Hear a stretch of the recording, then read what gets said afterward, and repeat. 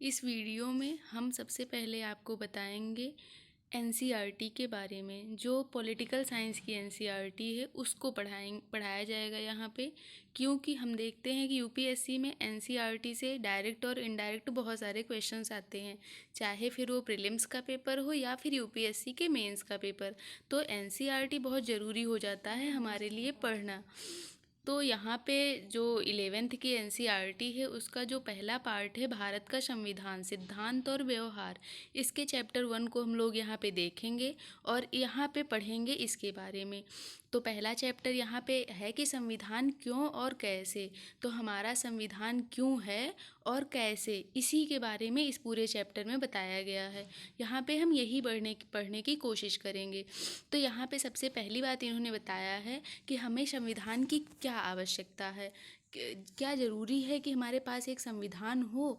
तो इसके लिए इन्होंने सबसे पहले बताया कि संविधान क्या है, इसके कार्य क्या हैं, समाज में के लिए उसकी भूमिका क्या है और हमारे दैनिक जीवन में संविधान का क्या संबंध है। अब यहाँ पे हम लोग देखेंगे कि संविधान का क्या संबंध है हमारे दैनिक जीवन में और इसके कार्य क्या हैं। तो सबसे पहले हम यहाँ पे बात करते हैं कि संविधान तालमेल बढ़ाता है। अब तालमेल कैसे बढ़ाता है, क्योंकि होता ये है कि यहाँ पे आप बहुत बड़े समूह के सदस्य होते हैं और उसमें हर एक समूह की बहुत सारी विशेषताएं होती हैं और उस समूह में बहुत सारे लोग रहते हैं और उनकी अलग अलग धार्मिक निष्ठाएं होती हैं।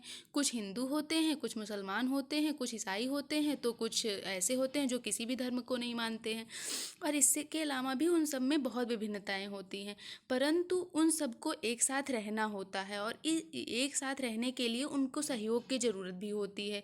तो यहाँ पे क्या किया जाना चाहिए, यहाँ पे कुछ एक नियम होने चाहिए, लेकिन बुनियादी नियम होने चाहिए, लेकिन बुनियादी नियम ऐसे नहीं होने चाहिए कि जो समूह के केवल एक सदस्यों के लिए तो अच्छे हों लेकिन दूसरे सदस्यों के लिए खराब हों। तो इसलिए यहाँ पे बुनियादी नियमों का एक ऐसा ढांचा होना चाहिए जिसका पालन सभी करें। तो इस तरह से संविधान का पहला काम होता है कि वह बुनियादी नियमों का एक ऐसा समूह उपलब्ध कराए जिससे समाज के सदस्यों में एक न्यूनतम समन्वय बना रहे और विश्वास बना रहे। अब देखते हैं कि संविधान का दूसरा काम क्या है। तो यहाँ पे संविधान, अब नियम तो मिल गए हमें कि हाँ यहाँ पे नियम होंगे, लेकिन यहाँ पे नियम बनाएगा कौन, ये भी हमें संविधान ही बताता है। और यहाँ पे निर्णय लेने की जो शक्ति होती है उसके बारे में बताया जाता है।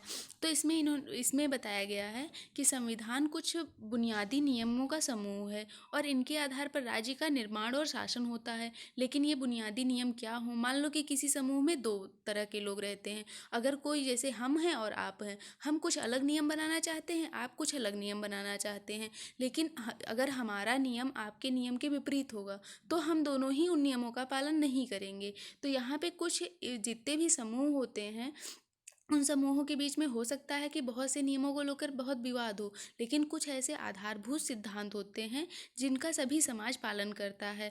तो वो आधारभूत नियम जो होंगे उन्हीं को ये लोग बनाएंगे। अब जैसे यहाँ पे इन्होंने बताया कि राजतंत्र में क्या होता था कि राजा ही नियमों को बनाता था, लेकिन अभी जो लोकतांत्रिक संविधान होते हैं उसमें जनता ही बनाएगी। लेकिन जनता कानून कैसे बनाएगी, डायरेक्ट तो जाके बनाएगी नहीं, तो इसलिए यहाँ पे संसद कानून बनाएगी और इस संसद का गठन भी एक विशेष प्रकार से किया जाएगा और कि किसी समाज में कानून कैसे हैं इसे देखने से पहले उन कानूनों के बनाने का अधिकार रखने वालों को भी पहचानना होगा। यदि संसद को कानून बनाने का अधिकार है तो उसे पहले ये देखना होगा कि ये अधिकार देने वाला भी कोई कानून होना चाहिए। तो ये काम जो है यही संविधान करता है। तो दूसरा संविधान का ये काम है कि संविधान यह स्पष्ट करना है कि समाज में निर्णय लेने की शक्ति किसके पास होगी। संविधान ये भी तय करेगा कि सरकार कैसे बनेगी, क्योंकि सरकार निर्णय लेगी। अब तीसरा कार्य इन्होंने ये बताया कि भैया ऐसा नहीं है कि सरकार कुछ भी कर सकती है, सरकार की शक्तियों पे कुछ सीमाएं भी होंगी। तो सीमाएं क्या क्या होंगी यही बताने के लिए यहाँ पे संविधान के जो तीसरा काम है ये बताया गया है कि यहाँ अगर सरकार कानून बनाएगी, संसद नियमों को बना सकती हैं, लेकिन नागरिकों पर संविधान ये तय कर देता है कि नागरिकों पर लागू किए जाने वाली कानूनों की कोई सीमा होगी और ये सीमाएं इस रूप में मौलिक होती हैं कि सरकार कभी उनका उल्लंघन नहीं कर सकती है। तो इस तरह से जो संविधान होता है ये सरकार की शक्तियों को सीमित करता है। अब यहाँ पे अगला कारण चौथा है कि ऐसा नहीं है कि संविधान केवल सरकार की शक्तियों को सीमित करता है, बल्कि हर एक समाज की कुछ न कुछ आकांक्षाएं होती हैं और कुछ न कुछ लक्ष्य होता है। तो जो संविधान होता है, उस सरकार को, वहाँ पे जो भी सरकारें रहती हैं उनको उस समाज की आकांक्षाओं और लक्ष्य को प्राप्त करने के लिए भी सक्षम बनाता है। जैसे अब भारत जैसे विविधतापूर्ण देश में, जहाँ पे रूढ़िवादिता, जातिगत भेदभाव, अस्पृश्यता एक परंपरा के रूप में चली आ रही थी। और यहाँ पे ये था कि कुछ लोग अगर कह भी सकते थे कि भैया हम रूढ़िवादी बने रहेंगे, हम नहीं मानेंगे आपकी बात को, तो हम क्यों अस्पृश्यता को दूर करें, ये हमारा धार्मिक विशेषाधिकार है, ऐसा कह सकते थे। तो इसके लिए सरकार के पास शक्तियाँ होनी चाहिए कि वो हाँ इस तरह के कानून को बना सके जो लोगों में समानता स्थापित करे, लोगों में जातिगत भेदभाव को दूर करे।